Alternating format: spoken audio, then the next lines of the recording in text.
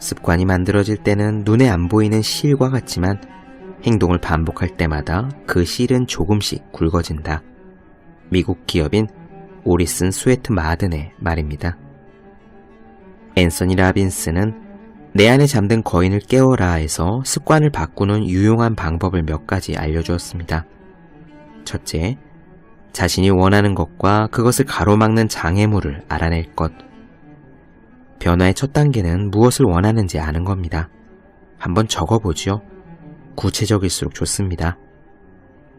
둘째, 변화하지 않는 것에 끔찍한 고통을 연결시키고 지금 당장 변화하는 것에 큰 즐거움을 연결시켜 상상할 것. 스스로에게 질문을 던져보도록 합니다. 이대로 변화하지 않는다면 나는 어떤 대가를 치르게 될까? 반면 당장 변화한다면 어떤 이익을 얻게 될까? 셋째, 나쁜 습관이 일어나는 패턴을 끊을 것. 우리의 나쁜 습관은 대개 비슷한 패턴으로 반복됩니다. 이를테면 이런 식입니다. 밤에 게임을 합니다. 배가 출출해지죠. 라면을 끓여 먹습니다. 배가 부르니 졸립니다. 침대에 누워 잠들고요. 아침에 겨우 눈을 뜨니 공부가 안 됩니다. 공부가 안 되니 게임이나 하고 싶고 그래서 컴퓨터를 켭니다. 이렇게 무한히 반복되는 나쁜 패턴을 끊으려면 중간에 다른 행동을 해야 됩니다.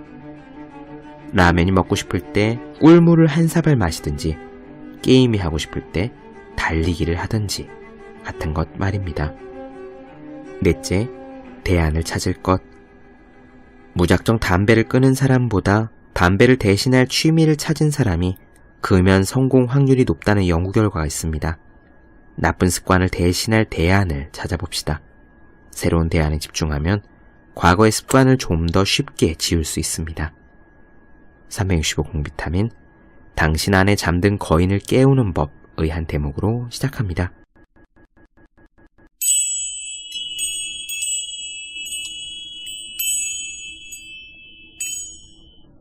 네, 안녕하세요. 본격 공부자극 팟캐스트 서울대는 어떻게 공부하는가 한지우입니다. 자연 앞에서는 어느 누구도 자연보다 더 양심적이고 진지하고 온순할 수는 없다. 그러나 모델 앞에서는 어느 정도 지배자가 돼야 한다. 화가 폴세이잔의 말입니다. 우리는 지금 퓰리처상 수상작가 애니 딜러드의 에세이 창조적 글쓰기를 나눠드리고 있습니다. 오늘은 열정에 대한 이야기를 나눠드릴 거예요. 사람들은 사실 대개 비슷비슷한 것들을 좋아합니다. 남들이 갖고 싶은 것은 내 눈에도 좋아 보이고 내 눈에 좋아 보이는 것은 다른 사람들도 보통 갖고 싶어 하지요. 하지만 애니 딜러드는 이렇게 말합니다. 작가들은 자기 혼자만 사랑하는 것이 있다라고요. 아마 전에 나누어드린 적이 있던 달리기와 존재하기의 작가 조지 슈언도 마찬가지였을 겁니다.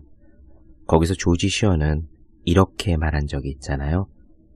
러너란, 달리는 사람이란 더 많은 것을 원하지 않는다. 러너란 더 적은 것을 원하는 사람이다. 그러나 그 더 적은 것을 더 많이, 더 잘 원하는 사람이다 라고요. 즉, 다른 사람들이 좋아하는 것에 일반적으로 다들 대부분 보통 좋아하는 그런 것에 무작정 끌려가면 안 된다는 거. 내가 좋아하는 것을, 나의 취향을, 그것을 더 깊게, 계속 깊게 좋아하는 것.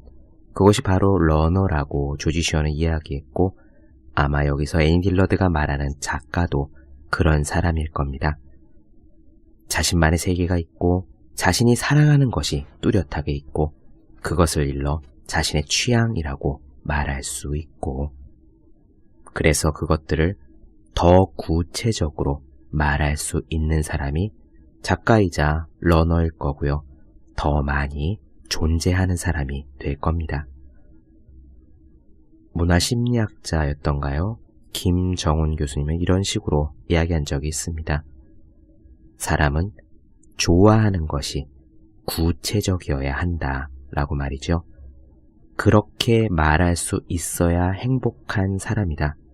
그리고 그렇게 구체적으로 좋아하는 것들이 있어야 그것이 바로 삶의 열정으로 이어진다라고 이야기한 적이 있습니다. 오늘 글은 열정에 대한 부분입니다. 역시 제가 좋아하는 대목이 하나 나와요. 어떤 유명 작가가 대학생으로부터 질문을 받습니다. 제가 작가가 될 수 있을까요? 라고 말이죠. 어떻게 답을 해야 할까요? 물론 이 질문에 대한 답은 책 안에서 여러분들께서 곧 들으시겠지만 이 대답은 비슷한 여러 가지 질문에 대한 힌트가 될 수 있을 거라고 생각합니다. 내가 수학자가 될 수 있을까? 내가 엔지니어에 적합한 사람일까? 내가 가게를 차리면 행복하게 살 수 있을까?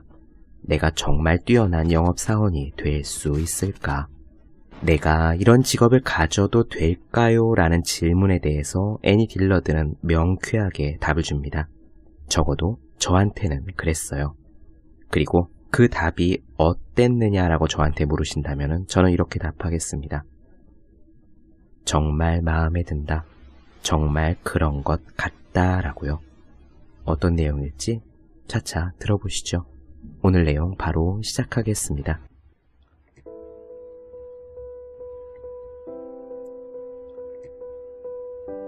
사람들은 상당히 비슷한 것들을 사랑한다.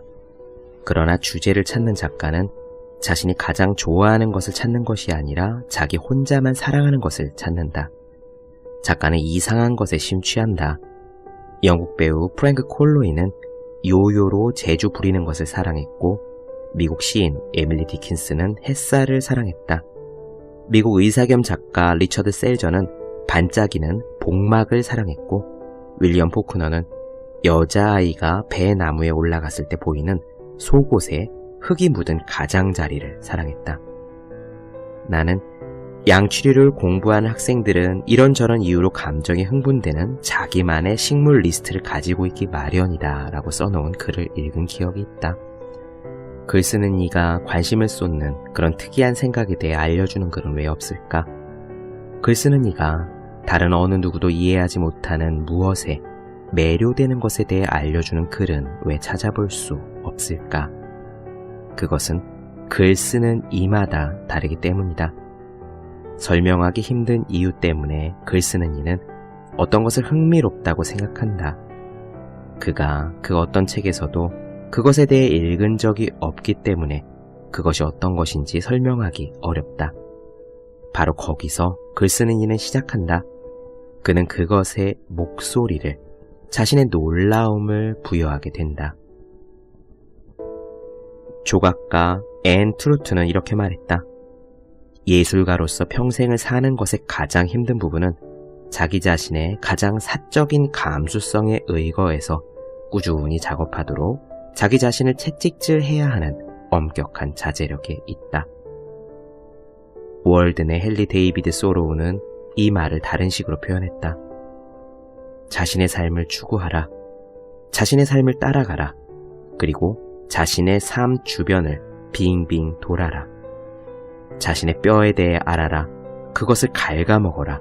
그것을 묻어라. 그것을 팔아. 계속 그것을 갉아먹어라. 죽어가고 있는 것처럼 글을 써야 한다. 동시에 불치병 환자들로만 이루어진 청중들을 위해 글을 쓰고 있다고 가정해야 한다. 결국 작가는 그런 이유로 글을 쓴다. 자신이 곧 죽게 될 것이라는 사실을 알게 된다면 우리는 어떤 글을 쓰기 시작할까? 사소한 것을 들먹임으로써 죽어가는 사람의 화를 돋우지 않을 말이 뭐가 있을까? 여름에는 겨울에 대해 글을 쓰라. 이탈리아에 있는 책상 앞에 앉아서 마치 노르웨이 극작가 헨리크 입센이 된 것처럼 노르웨이에 대해 쓰라. 파리에 있는 책상에 앉아서 아일랜드 소설가 제임스 조이스처럼 더블린을 묘사하라. 미국 소설가 윌라 캐더는 뉴욕시에 앉아서 대평원에 관한 소설들을 썼다. 미국 소설가 마크 트웨인은 미국 북동부인 코네티컷에 앉아서 미국 중부를 배경으로 하는 허클베리 핀의 모험을 썼다. 최근의 학자들은 자연을 찬미했던 미국의 시인 월트 휘트먼이 자기 방 밖으로 나간 적이 거의 없었다는 사실을 알아냈다. 어느 유명한 작가가 대학생으로부터 곤란한 질문을 받았다. 제가 작가가 될 수 있을까요? 그러자 작가가 대답했다. 글쎄요, 모르겠군요. 당신은 문장을 좋아하나요? 학생이 작가에게 어처구니 없다는 표정을 지었다. 문장이라니, 내가 문장을 좋아하나? 난 이제 20살인데 내가 문장을 좋아하는 사람인가? 물론 그가 문장을 좋아했다면 그는 내가 알고 있던 쾌활한 화가처럼 작업을 시작할 수 있을 것이다. 나는 그 화가에게 어떻게 화가가 됐느냐고 물었다. 그러자 그가 이렇게 대답했다. 물감 냄새가 좋아서요. 여러 편의 이야기나 에세이를 쓰는 것보다 한 편의 대작, 즉 소설이나 논픽션의 이야기를 쓰는 것이 더 적절하다. 글 쓰는 이는 장편의 야심작에 자신이 가지고 있고 알고 있는 모든 것을 맞추거나 쏟아부을 수 있다. 5년이 걸리는 계획이라면 5년 동안의 창작과 풍요로움이 축적될 것이다. 그 시간 동안 읽은 것의 대부분이 작품의 재료가 될 것이다. 더구나 문장을 쓴다는 것은 주제가 무엇이건 간에 어렵다. 요리법에 관해 몇 문장을 쓰는 것은 모비딕의 몇 문장을 쓰는 것 못지않게 어렵다. 그러므로 차라리 모비딕을 쓰기로 결심하는 편이 더 낫다. 마찬가지로 모든 독창적인 작품은 독특한 형태가 필요하기 때문에 많은 형태와 씨름하기보다는 하나의 형태의 결과물, 즉 긴 작품의 형태와 씨름하는 편이 더 현명하다. 물론 연장된 서사의 각 장 역시 불확실하고 작가는 구조가 무너졌다 다시 세워지는 과정에서 시련을 겪는다. 적어도 수고가 모두 요행수를 바라고 이루어지는 것은 아니다. 각 장에는 이미 문맥이 들어있다. 즉 어조와 배경, 등장인물이라는 맥락이 들어있는 것이다. 작품은 이미 땅에서 이륙한 상태이다. 글 쓰는 이는 독자를 함께 태우고 가야 한다. 그러나 첫 번째 몇 장 이후에는 연달아 멋진 소개를 하면서 굳이 독자를 태우고 가지 않아도 괜찮다. 책을 쓰는 느낌이라는 것은 사랑과 무모함에 눈이 먼 채 시를 찾는 것과 같다. 그것은 하얀 풀잎의 끝부분에서 몸을 일으켜 앞을 내다보면서 길을 찾는 것과 같다. 황당한 최악의 경우에는 독일의 미친 신비주의자 야곱 웨메가 자신의 첫 책에서 묘사한 것과 같다. 그는 악의 원천에 대해 평소처럼 뒤죽박죽으로 글을 썼다. 그 구절은 책의 원천에 대해서도 잘 적용될 수 있다. 온전한 신성은 가장 깊은 곳에 혹은 처음 생겨날 때 그 핵심에 신랄하고 무서운 날카로움을 지니고 있다. 그 통렬함은 매섭고 혹독한 차가운 서리가 내리고 물이 얼음으로 꽁꽁 얼며 참을 수 없는 겨울처럼 매우 무섭고 신랄하며 어렵고 어두우며 차가운 매력이다. 만약 글 쓰는 이가 참을 수 없고 신랄하며 어렵고 매우 날카로운 바로 그 핵심을 해부해서 압축된 책을 쓰기 시작할 수 있다면 느낌이 변한다. 이제 그것은 문장의 차원에서 씨름하는 악어와 같아진다. 이것이 글 쓰는 이의 삶이다. 그는 세미놀 악어와 싸우는 레슬러나 마찬가지다. 반쯤 벌거벗은 채 그는 꼬리로 자신을 쓰러뜨리려는 문장의 머리를 잡고 맨손으로 씨름한다. 몇 년 전에 플로리다에서 한 악어 레슬러가 졌다. 그는 유료 입장객들 앞에서 갯벌 속에 들어가 악어와 씨름을 하고 있었다. 관중은 젊은 인디언과 악어가 물속을 들락거리며 배를 맞대고 맞붙어 싸우는 것을 구경했다. 물속으로 뛰어든 후 악어도 사람도 일어나진 않았다. 론 레드너라는 젊은 작가가 그 광경을 책 속에 묘사했다. 수면 위로 거품이 떠올랐다. 연이어 피가 떠오르고 수면이 잠잠해졌다. 몇 분이 지나자 관객들은 서로 눈길을 주고받기 시작했다. 속수무책으로 조용히 그들은 관중석을 떠났다. 인디언들이 그 남자의 유해를 찾는 데는 일주일 더 걸렸다. 최상의 경우에 글 쓰는 느낌은 과분한 은총을 입은 느낌과 비슷하다. 그 느낌은 글 쓰는 이가 그것을 찾아내는 경우로 한정된다. 그는 그것을 찾아 자신의 심장, 등, 뇌를 부서뜨린다. 그러고 난 후, 단지 그런 후에만 그것이 그에게 전해진다. 곁눈질로 그는 움직임을 본다. 공중을 가로질러 뭔가가 움직이며 그에게 다가온다. 그것은 리본으로 장식된 꾸러미이다. 하얀 날개 2개가 달려있는 꾸러미가 그에게 곧장 날아온다. 꾸러미 위에 그의 이름이 적혀있다. 그것이 야구공이라면 그것은 1000개의 투구 중에서 슬로모션으로 보이는 1개의 투구이다. 한 편의 시 중에서 단 한 행, 그 한 행은 하늘에서 떨어진다고 어느 시인은 말했다. 미국 소설가 손턴 와일더는 이 무명의 소네트 작가를 인용한 적이 있다. 소네트의 한 행이 하늘에서 떨어졌다. 그리고 글 쓰는 일은 보석 세공사의 망치로 그 행 주변으로 다른 행들을 두드리며 끌어모은다. 어느 누구도 그것을 그의 귓전에 속삭여주지 않는다. 그것은 마치 그가 옛날에 암기했다가 잊어버린 어떤 것과 같다. 이제 그것이 되돌아와서 그의 숨을 멎게 한다. 그는 한 번에 한 구절을 찾아내서 만질 수 있다. 그는 그것을 집게로 짚듯이 조심스럽게 내려놓고 다음 구절이 자신을 찾아올 때까지 고요한 상태로 기다린다. 아, 그래.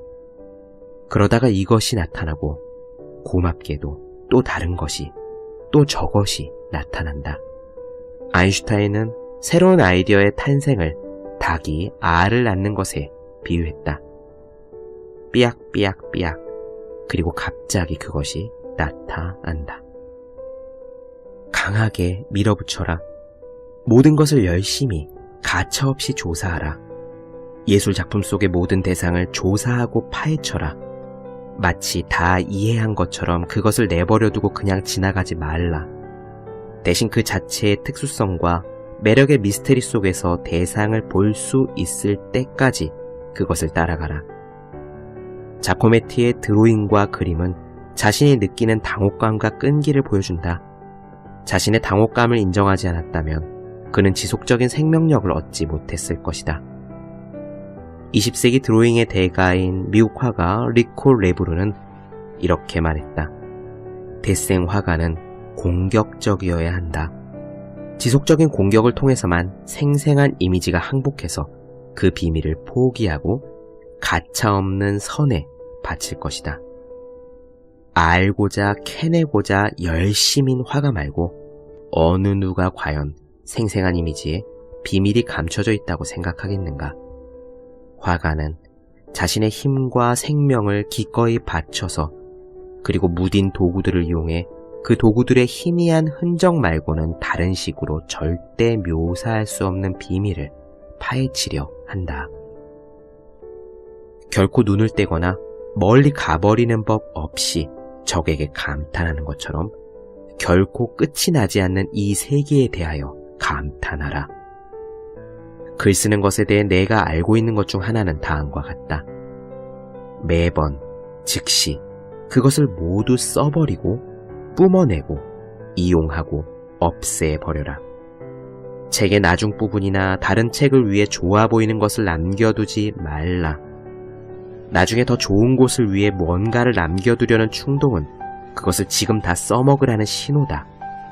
나중에는 더 많은 것이, 더 좋은 것이 나타날 것이다. 이것들은 샘물처럼 뒤에서부터 아래로부터 가득 차오를 것이다. 마찬가지로 알게 된 것을 혼자만 간직하려는 충동은 수치스러운 일일 뿐만 아니라 파괴적인 일이기도 하다. 아낌없이 공짜로 푹푹 떠서 나눠주지 않으면 결국 본인에게도 손해이다. 나중에 금고를 열어보라. 그렇게 아껴뒀던 금고 안에는 재만 남아있을 것이다. 미켈란젤로가 세상을 떠난 후 누군가가 그의 화실에서 노인의 필체로 견습생에게 써놓은 종이 조각을 하나 발견했다.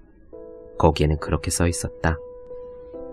그림을 그리기에 안토니오, 또 그리기에 안토니오, 그리고 또 그리면서 결코 시간을 낭비하지 말게.